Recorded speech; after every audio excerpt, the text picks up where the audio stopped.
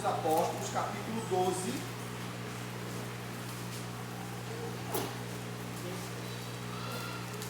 A gente vai ler do verso 1 ao verso 5. Nos diz a palavra de Deus. Por aquele mesmo tempo, o rei Herodes lançou mão de alguns da igreja para os maltratar. Mandou matar a espada Tiago, irmão de João. Vendo que isso agradava aos judeus, continuou mandando prender também a Pedro. Isto aconteceu nos dias dos pães asmos. Havendo prendido, o encerrou na prisão, entregando a 4 grupos de soldados para que o guardassem, querendo apresentá-lo ao povo depois da Páscoa. Pedro era guardado na prisão, mas a igreja fazia contínua oração por ele. Amém, amados? Amém. Asseguro. Bem, queridos, se vocês prestaram bem atenção na leitura que foi feita, o texto, o versículo 1 do capítulo 12 diz: por aquele mesmo tempo o rei Herodes lançou mão de alguns da igreja para os maltratar. Observe que o rei Herodes, ele fez parte da história, tanto da história de Cristo como na história da igreja. Herodes o Grande, ao perceber que Jesus havia nascido, ele mandou matar todas as crianças de 2 anos abaixo. Jesus havia ido para o Egito por orientação de Deus, trazida a José por meio do anjo. José levou Maria e Jesus ao Egito, evitando que Jesus assim fosse assassinado por Herodes. Esse Herodes que está aqui era o Herodes Agripa I. Ele era neto de Herodes Grande, filho de Aristóbulo, um dos filhos de Herodes o Grande. E esse Herodes, conforme diz Lucas, vamos lá, capítulo 3 de Lucas, para vocês entenderem um pouco sobre isso, também era conhecido como Herodes o Tetrarca. Deu para entender? Herodes o Tetrarca. E o que vem a ser esse sobrenome?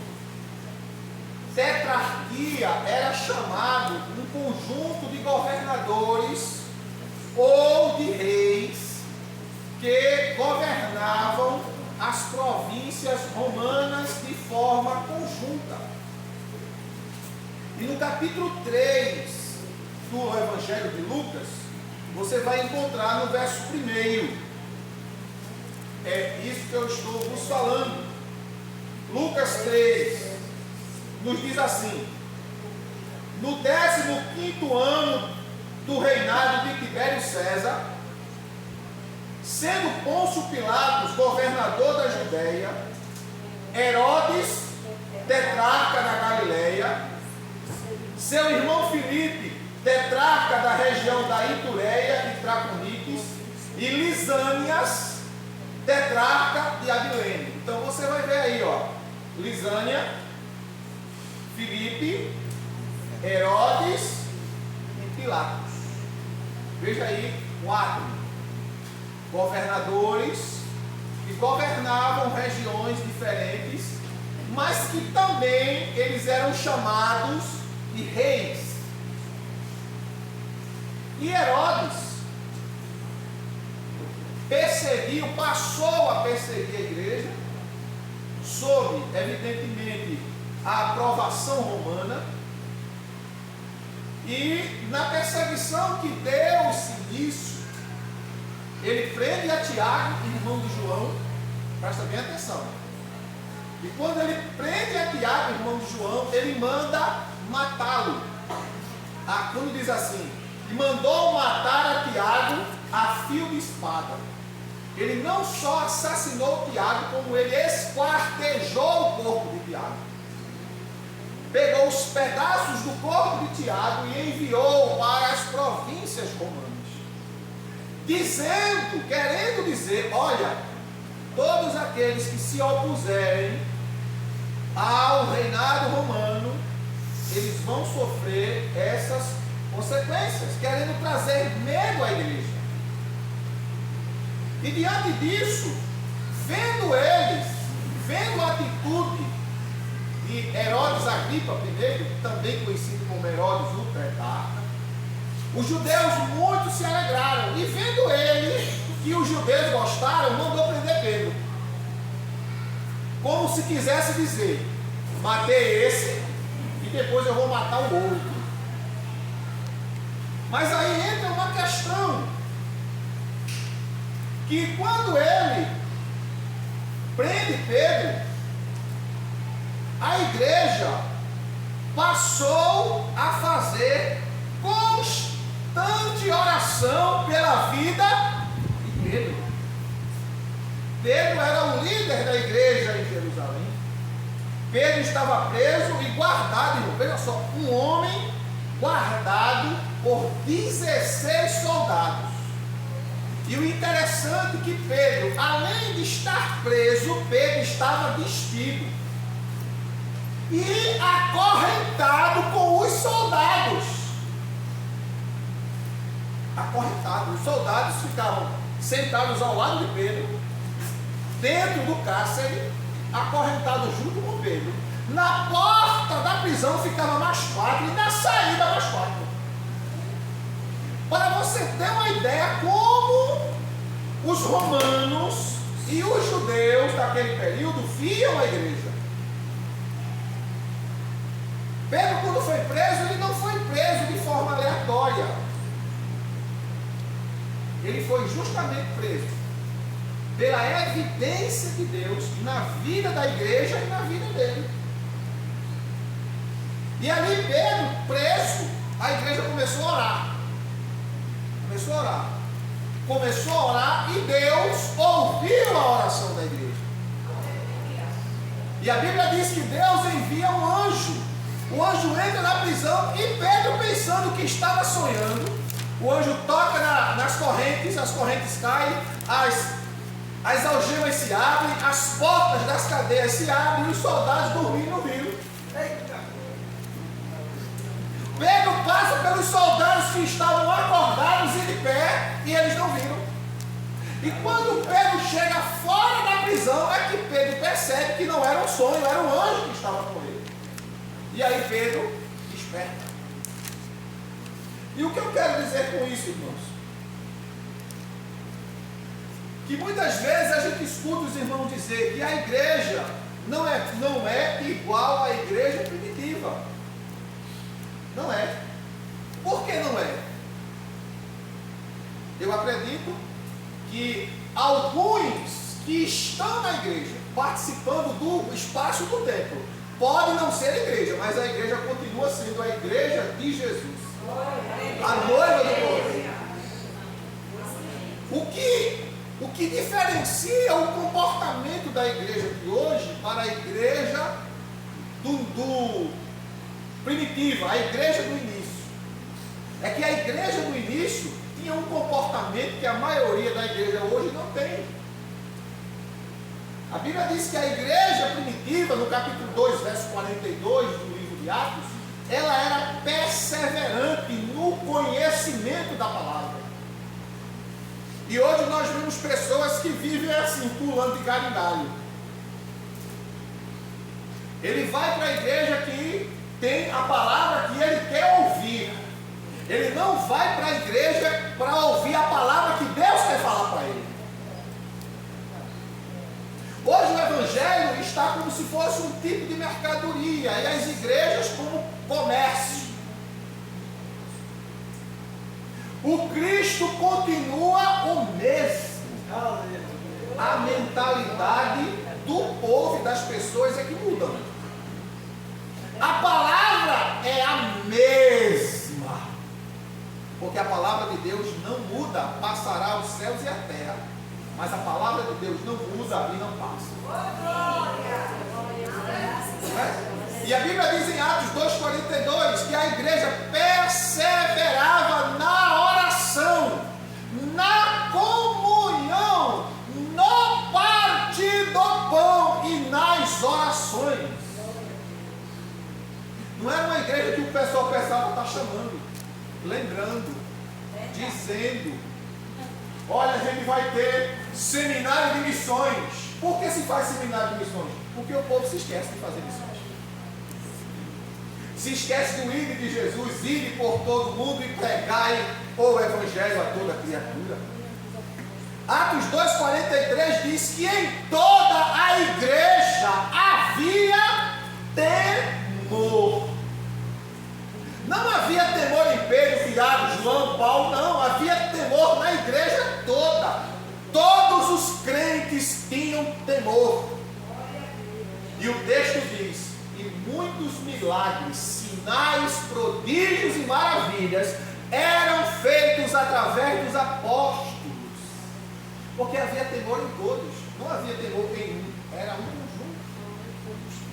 A igreja entendia que, como corpo, ela precisava estar unida.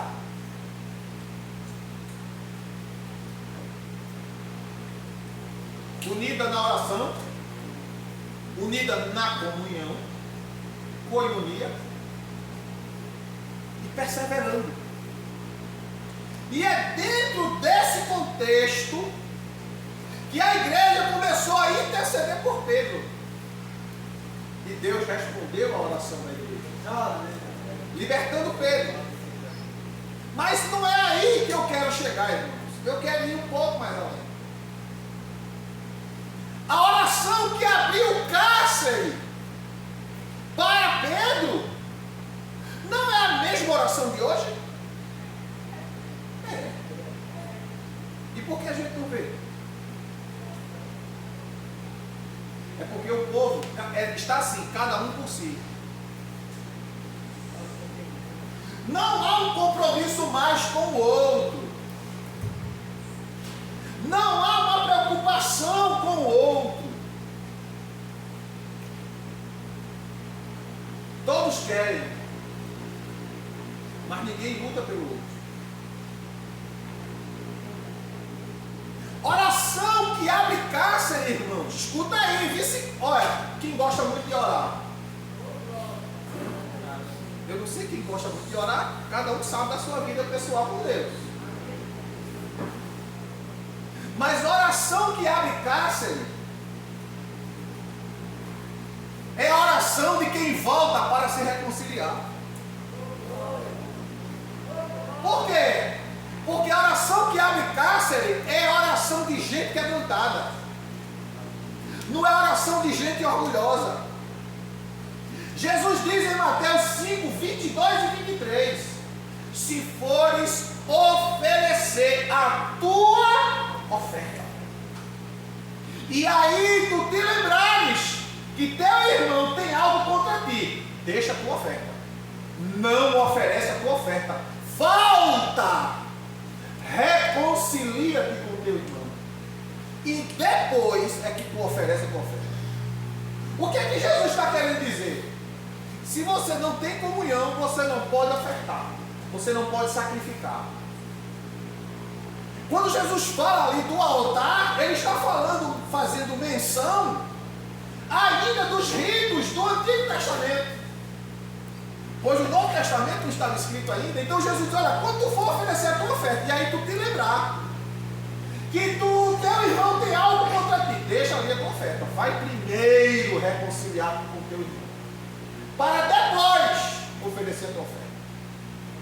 Porque, irmão, se fosse oferecer a oferta em disputa com o irmão, a oferta não era recebida por Deus. O fogo não descia. Deu para entender? Ou seja, a oração não tinha resposta, o sacrifício não era recebido. Ah, irmão, eu estou orando. Muito bem. Eu oro 10 horas por dia. E a atitude com relação à oração? Porque você pode orar quantas horas for, mas se o teu coração não for um coração reconciliador, tua oração não é respondida. Estou aqui, ó. Vamos fazer uma suposição aqui. Vou lá em Zacarias. Quem era Zacarias? Pai de João Batista. Está aqui minha ofertinha. Zacarias, vim trazer a minha oferta. Vim ofertar ao Senhor pelos meus pecados. E estava dividido com o outro, brigado com o outro, intrigado com o outro. Ô pastor, mas eu não estou intrigado com o outro, é o outro que está intrigado comigo. Mas você vai lá e faz a sua parte. E se ele não quiser, aí já é problema dele. Não é mais seu. É dele. A Bíblia manda a gente ir e se humilhar. Porque isso é quem tem compromisso com a palavra. É quem tem compromisso com Deus. É quem não está preocupado consigo mesmo. Rapaz, que situação, eu vou me humilhar. Eu vou me rebaixar. Não tem gente que diz assim? Ele que errou, ela que errou. Não quero saber quem errou, meu filho. Jesus está mandando vocês. É o que a Bíblia está dizendo. Não é o que eu acho, não é o que você acha, não é o que você sente, não é o que você pensa. É o que a palavra de Deus diz. Você pode orar como for, o joelho pode ficar em carne viva. Se o seu coração não é um coração reconciliador, sua oração não tem resposta. Você não pode ir até o altar, porque para o altar só vai quem está morto. Não vivo mais eu, mas Cristo. Eu estou morto para não viver mais o que eu quero, mas viver o que Deus quer. Romanos 15, vamos lá.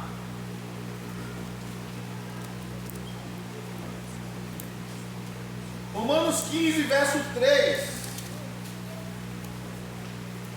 Verso 2 e 3 de Romanos 15. Portanto, cada um de nós agrade ao seu próximo. Poxa, não é a nós mesmos, não? O texto está dizendo, cada um de nós agrade ao seu próximo, no que é bom para a edificação. Pois também Cristo não agradou. Eita, Cristo não fez o que ele queria. Como está escrito, sobre mim caíram as injúrias dos que te injuriavam. Ou seja, muitas vezes a gente tem que passar por determinadas humilhações para Deus ser glorificado na minha e na tua vida. Vou ver aqui se eu me lembro, viu? Salmo 66. Salmo 66.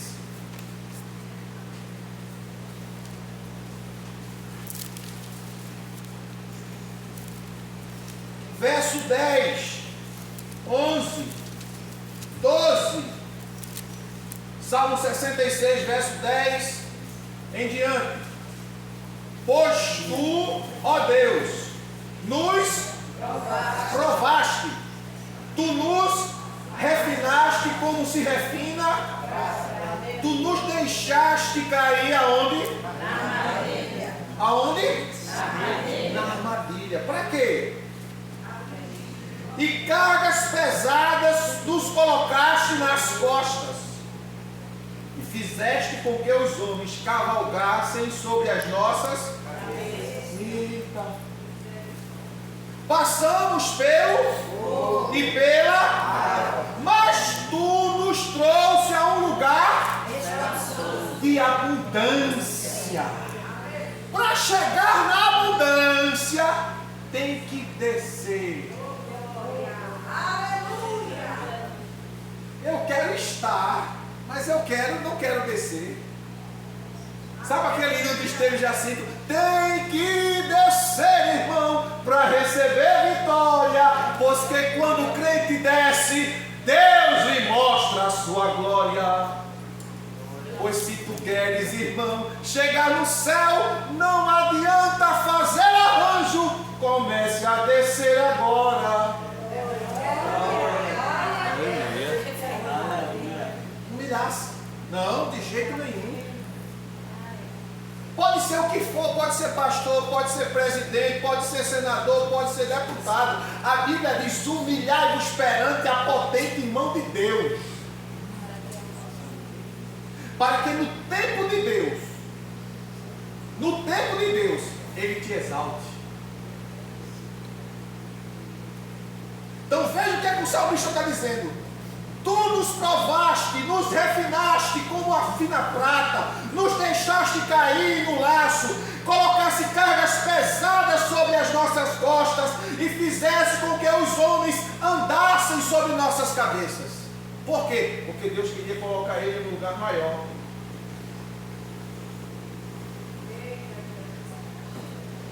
Ninguém é exaltado. Ninguém é exaltado por Deus sem antes aprender a ser humilde. É verdade. Glória a Deus. Humilde. Humildade, irmão, não é sujeira, não é andar maltrapilho, não. Humildade é atitude, é comportamento. E voltando lá para Atos 12, oração que abre cárcere, irmão, é a oração que perdoa. Jesus diz em Mateus 6, 14 e 15, quando Jesus diz assim: olha, se você não perdoar aos homens as suas ofensas, tampouco o vosso Pai Celestial perdoará as vossas. Ou seja, se você não perdoa, você não recebe perdão. Se você não recebe perdão, você continua em pecado. Continua com a carga do pecado. Porque não perdoou. Se não perdoou, não pode receber perdão. Não sou eu, é Cristo. Eis a diferença, irmão. Da igreja primitiva. Era uma igreja que buscava comunhão. Era um povo que estava disposto a se sacrificar. Eu estava dizendo ontem, na reunião com os jovens, eu fiz uma pergunta para a Clarinha. Eu disse: Clarinha, era mais fácil ter uma vida santa na época de Daniel ou na nossa época? Eu perguntei para a Clarinha, agora eu pergunto para a igreja. Era mais fácil Abraão ser santo do que eu? Era mais fácil Daniel ser mais santo do que eu? Ou é mais fácil para mim hoje ser mais santo do que Daniel, do que Abraão, ou até mesmo do que Jó? Qual é mais fácil? Hein, irmãos? O Adelson acha que é mais fácil ser santo hoje do que na época de Abraão, do que na época de Noé, do que na época de Daniel, ou do que na época de Jó? Mais difícil hoje. Qual era mais fácil? Irmãos, escuta bem. Jesus disse: eu sou o caminho, a verdade e a vida. Jesus é o caminho, não é? Mas qual o caminho que você segue que não tem algo no caminho que lhe pare, que lhe chame a atenção, que lhe distrai? Me diga. Você sai daqui para sua casa. Você pode ir no carro ou você pode ir andando. Mas alguma coisa no caminho você vai ver. Você vai ser distraído pela banca do pastel, da coxinha. Você vai ser distraído pelas tortas bem bonitas que você vai ver. Não é? Aonde, né, fosse? Aleluia. Você pode ser, escuta aí. Você pode ser distraído por alguém que está na rua, brigando, lutando. Você pode ser distraído por uma torcida eufórica porque o seu time ganhou. Você pode ser distraído por uma Jezabel no caminho. Você pode ser atraído por um Acabe no caminho. Você pode ser atraído por um profeta mentiroso no caminho. Então no caminho você vai ver muitas coisas que vão lhe distrair. Por isso que Jesus disse que o caminho da salvação é apertado. Por que apertado, irmãos? Porque hoje se torna apertado. Porque no caminho para o céu tem muita distração. Tem muita coisa te chamando. Tem muito psiu. Ei, vem cá, eu estou aqui. Olha para mim, ouve o que eu tenho a dizer, escuta o que eu estou falando. Foi assim com Eva. Ei, moça, tu és muito linda. Que coisa maravilhosa. Deus, a forma que Ele te fez, jogou fora. Ai, mesmo? Aí começou a ouvir a voz da serpente. Começou a ouvir a voz do diabo. Parou ali na voz de Satanás. E qual foi a consequência? Perdeu o Éden. Aí alguém diz, não, pastor, aqueles homens eram santos. Mas hoje, irmão, está mais difícil de ser santo do que na época deles. Por quê? Na época dele não tinha internet. Na época dele não tinha televisão. Na época dele, eles entravam na cidade, não tinha luz. Era candeeiro, era tocha, que era colocado nas portas. Hoje você entra numa cidade e tem lá o nome da cidade bem grande, iluminado. E ainda tem cidades que quando você entra tem um telão bem grande, com todo tipo de notícia, com todo tipo de comercial, de produtos para vender. E a pessoa está dentro do carro ou está entrando na cidade, está olhando. Você vê, por exemplo, você chega lá na cidade de Nova York, principalmente quando as pessoas vão para Nova York para romper ano.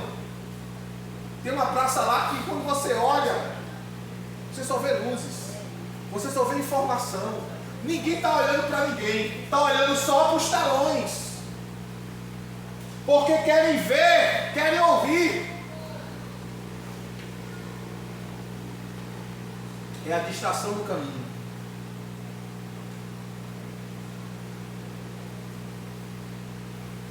Tem muita gente se desviando do caminho por causa da distração. Há umas denominações que dizem que ninguém perde a salvação. Eu não quero entrar aqui no mérito nem falar nome de denominação nenhuma, né? Mas há denominações que ensinam que ninguém perde a salvação. Se Jesus disse que o caminho do céu é estreito e o caminho da perdição é espaçoso, e ele diz assim, tenham cuidado para que vocês não saiam do caminho apertado e vá para o caminho largo e espaçoso.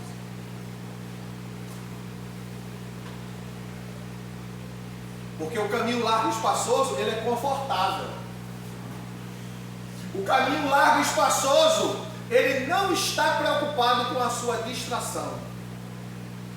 O caminho largo e espaçoso, ele não está preocupado com a sua perca de tempo, quando a Bíblia diz, remindo o tempo, porque os dias são maus.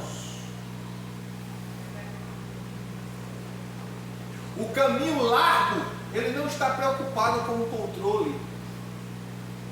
O caminho largo não está preocupado com a ética, com a moral. O caminho largo não está preocupado com a responsabilidade. Não.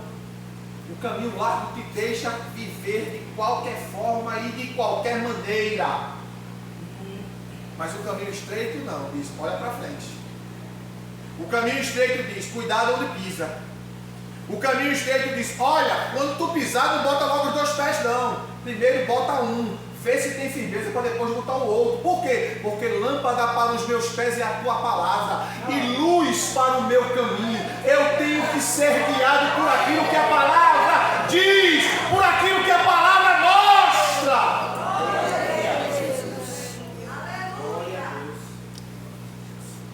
coração que abre cárcere, irmão, é aquela que confessa suas culpas, que admite que errou, que falhou. Nós não estamos falando de uma igreja perfeita, porque não tem. A igreja primitiva não era uma igreja perfeita. A igreja primitiva era uma igreja tão falha quanto hoje. Mas a igreja primitiva era uma igreja unida, que confessava, que abria o coração, que dizia, que contribuía, que transbordava em unidade. Por isso que via milagre. Não era um milagre hoje ou daqui a um ano, não. E todos os dias tinha milagre. E a gente ficava esperando o Pedro sair de casa. Ele vai sair de casa agora. Traz fulano, corre, traz esse fulano que é aleijado, Beltrano que está cego, o outro que está coxo, bota no caminho. Porque quando ele passar aqui, o sol bater e fizer a sombra, o milagre acontece.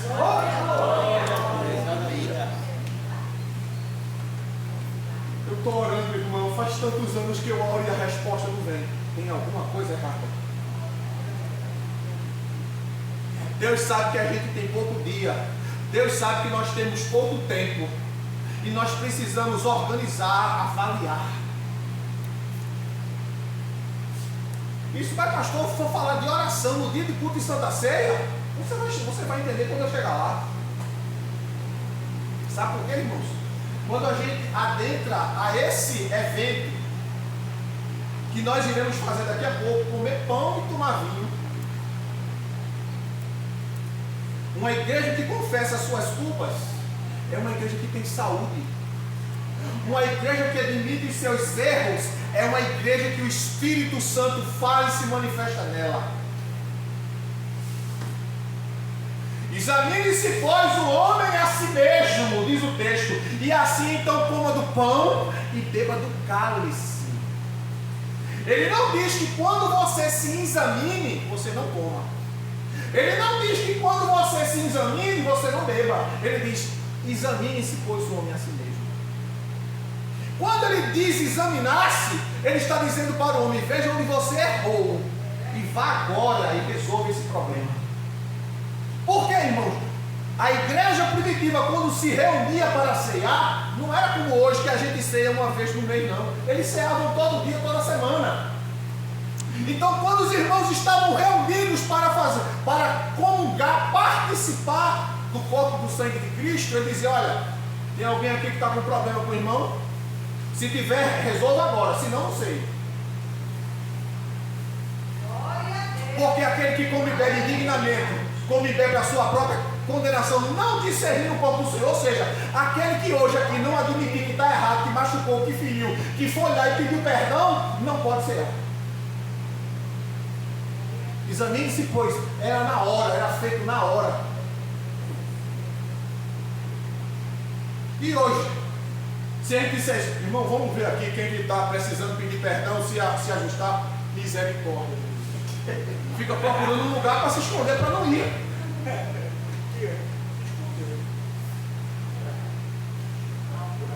E em vez de, irmão, isso é expor. E a igreja não fazia? Por que não faz hoje? Porque hoje, me permita, viu? É aqueles crentes chamado crente malícia. Ninguém pode tocar. Se fecha e vai embora. Você não vai para a igreja? Vou não, irmão. Estou decepcionado com a diaconia da igreja. Os diáconos dali só a graça. Irmão, não vou mais para a igreja. Estou decepcionado com o pastor. Porque, irmãos, não existe igreja perfeita, mas existe uma igreja unida que busca a perfeição em Deus.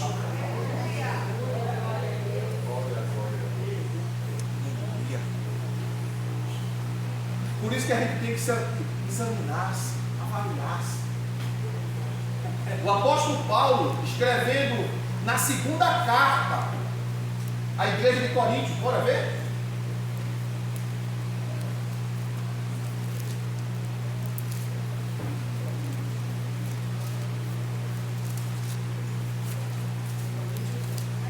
Segundo Coríntios 13 e 5.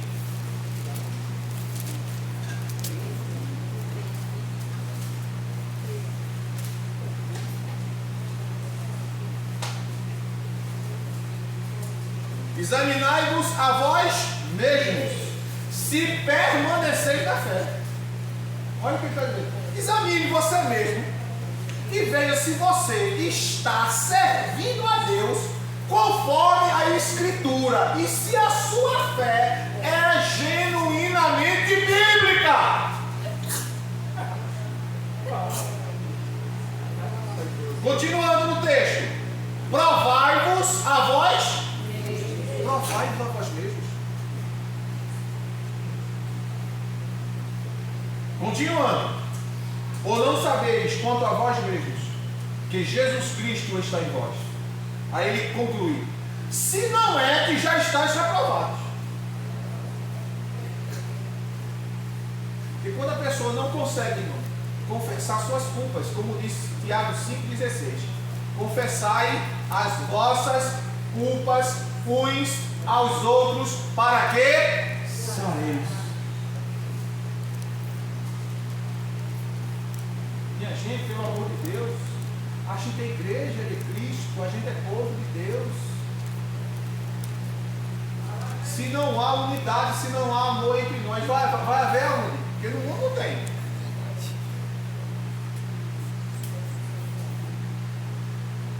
Jesus estava sendo traído, escuta aí, Jesus estava sendo traído, mas estava dividindo o pão.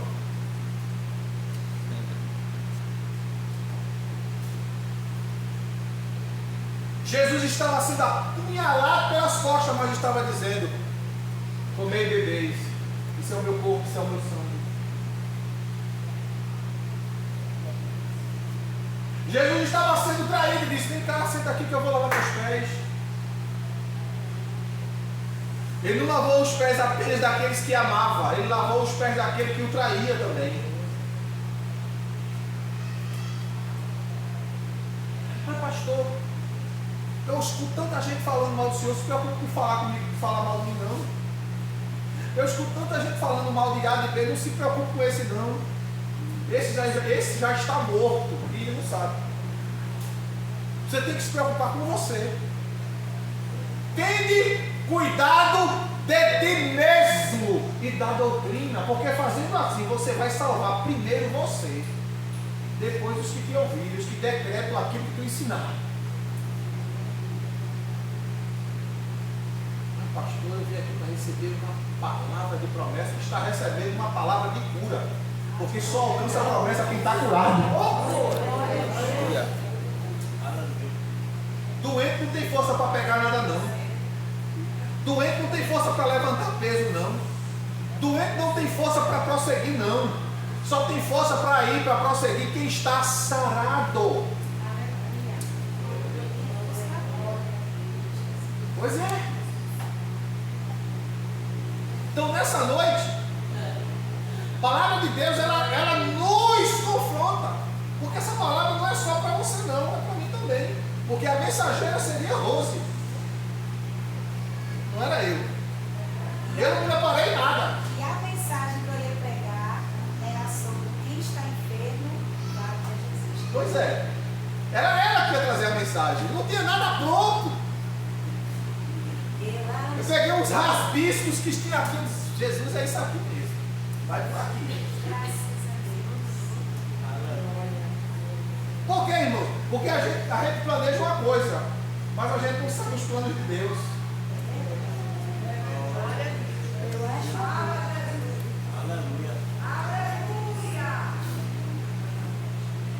Porque se a gente, irmãos, aqui como igreja, lembre-se que o julgamento começa pela casa de Deus. E a Bíblia diz: se começa por nós, onde aparecerá o ímpio e o pecador? Capítulo 4, verso 17 da primeira carta do apóstolo Pedro. Que o juízo, o julgamento começa pela casa de Deus. E se começa pela casa de Deus, se começa por mim, se começa por você, aonde vai aparecer aqueles que não temem, que não servem, que não seguem, que não são submissos ao Evangelho? Precisa, irmãos. Nós precisamos sermos confrontados pelo Espírito e pela palavra. E quando Deus faz isso, é porque Ele está visando o meu, o teu, o nosso bem. O apóstolo Paulo escrevendo aos Romanos. Vamos lá para Roma. Carta de Paulo aos Romanos 12. Eu acho o capítulo 12 de Romanos um dos capítulos mais tremendos da palavra de Deus.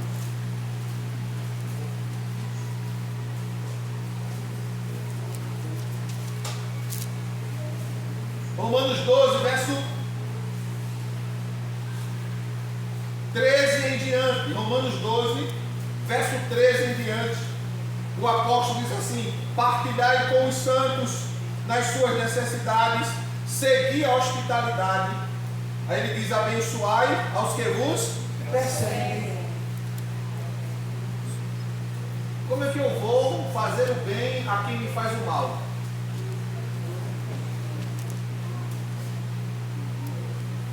Como eu vou? Abençoai e não amaldiçoeis. Alegrai-vos com os que se alegram e chorai com os que choram. Sede unânimes, unidos entre vós. Não ambicioneis as coisas altas, mas acomodai-vos às humildes. Não sejais sábios em vós mesmos. A ninguém torneis mal por mal. Procurai as coisas honestas perante todos os homens, se for possível, quanto depender, tende paz com todos os homens. Aquilo que eu falei no começo: pastor, eu não quero brigar com ninguém. Eu vou lá, eu falo, eu me humilho, eu peço perdão. Pai, é problema dele se não quer. Você fez a sua parte. Verso 19: não vos vingueis a vós mesmos, amados, mas dai lugar à ira, pois está escrito: minha é a vingança, eu retribuirei, diz o Senhor. Portanto, se o teu inimigo tiver fome, dai-lhe; se tiver sede, fazendo isso, amontoarás brasas de fogo sobre a sua cabeça. Não é a tua, não, é a dele. Quando diz brasa de fogo, sabe o que é que Deus está querendo dizer? Ele vai ficar perturbado do juízo com a tua atitude. Ele vai ficar inquieto com o teu comportamento. Enquanto ele te dá o mal, tu dá o bem para ele. Ele vai ficar sem entender. A cabeça dele, o juízo dele vai esquentar. Ele diz: esse cabo é doido. Essa mulher não é normal. Não é mesmo não, meu filho? Porque crente não é normal. Crente é sobrenatural. Porque nele habita o Espírito de Deus. Aí ele conclui, verso 21: não te deixes vencer pelo mal, mas vence o mal com o bem. Irmão, fazer o bem não dói. Não dói. Eu sei que existem ocasiões que você entala, engasga, dá um nó na garganta, mas engula seco, engula o sapo e salve o mosquito, mas não peque. Você sabia que às vezes você tem que engolir o sapo e salvar o mosquito? Mas não peque.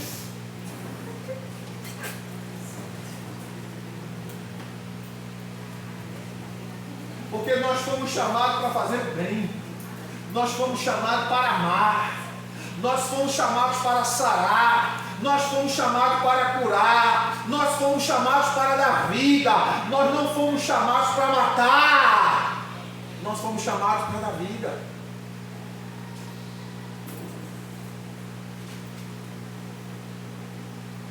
Oração que sara, oração que restaura, é oração de gente que perdoa, é oração de gente que se reconcilia. Oração que tem resposta é oração de gente que confessa, que admite o que é, quem é e o que faz. Não é gente que fica encobrindo, escondendo.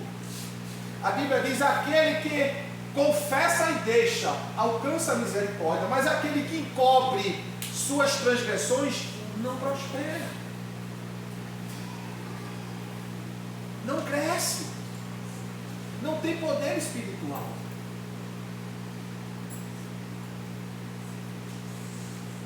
O diabo precisa olhar para você e dizer assim: esse é crente. O diabo precisa olhar para você e dizer assim: esse eu conheço. Esse eu sei quem é. Como os demônios daqueles 3 jovens que foram expulsar o demônio de uma pessoa. E quando chegou lá disse: saia em nome do Jesus que Paulo prega. O demônio disse: Jesus eu sei quem é, e Paulo eu conheço. E tu quem é?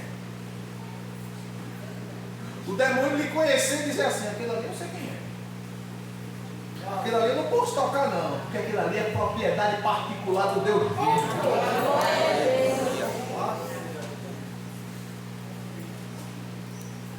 Como diz 1 de João 5,18, que aquele que é nascido de Deus, o maligno não toca, porque é nascido de Deus. Será que nessa noite, diante da ceia que a gente vai celebrar, estamos celebrando,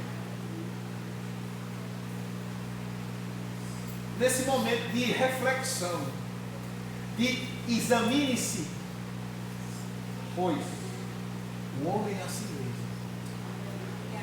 Será que hoje não tem alguém aqui que precisaria levantar-se e ir até o seu irmão e admitir, ou até mesmo dizer: eu estava com tanta raiva de tu, estava nem aguentando olhar para a tua cara, mas hoje eu quero sair daqui curado, eu quero te pedir perdão.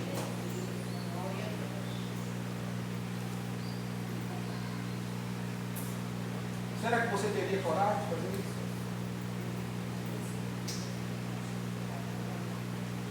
É para você dizer para mim, não é para você dizer para Jesus. Será que você teria coragem de dizer: eu vou levantar e vou lá? Ou você vai ficar com aquela voz do diabo no ouvido: vai não, o povo vai olhar para mim. Eu quero saber quem vai olhar para mim. Eu quero saber quem. Que eu quero chegar lá. Glória a Deus!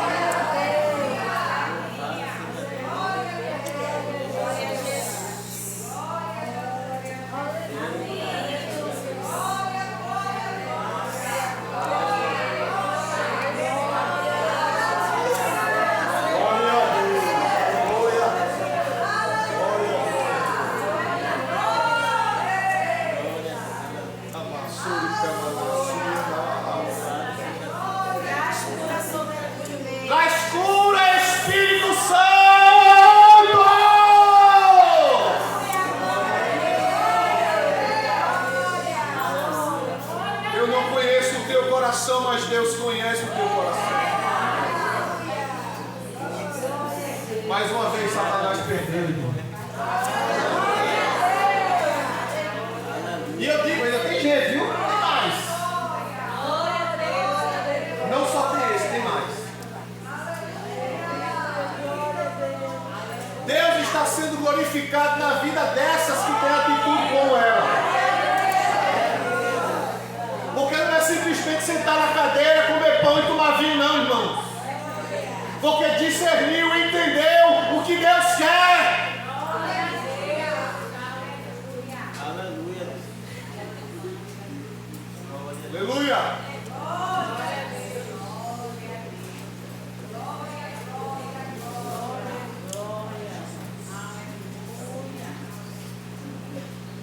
Olha aí as nossas jovens, ó, dando um exemplo. Olha aí os nossos jovens.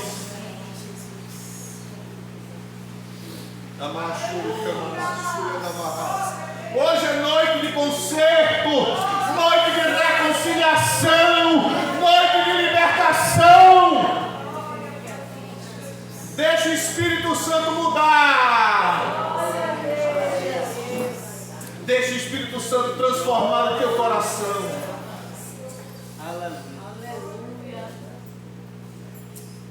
Aleluia. Irmãos, quando a gente faz isso, tem a atitude de reconhecer. Sabe o que é que Deus faz? Olha o que é que Deus faz. Olha para cá. Isso é o crente. Aí Deus faz assim, ó.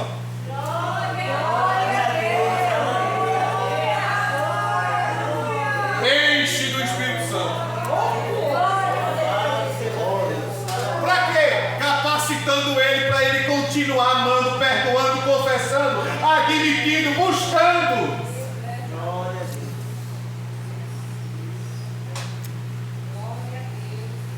Por isso não se preocupe com quem está errando, se preocupe em fazer o certo. Amém? Eu gostaria de saber, tem alguém que deseja entregar sua vida a Jesus hoje? Hoje é noite de reconciliação. Hoje é noite de mudança. Hoje é noite de oportunidade de Deus. Hoje é noite de que Deus está te dando a oportunidade de tu voltar para o caminho estreito, para a rota dos céus, para que tu não te percas. Por isso eu convido, vem entregar a tua vida a Jesus. Vem entregar o teu coração a Jesus. Vem admitir, Senhor, eu preciso, necessito, careço, depende completamente, plenamente, exclusivamente de Ti. Porque hoje a gente celebra. Porque na cruz a sua carne foi rasgada, o seu sangue foi derramado por nós. Glória a Deus. Aproveite.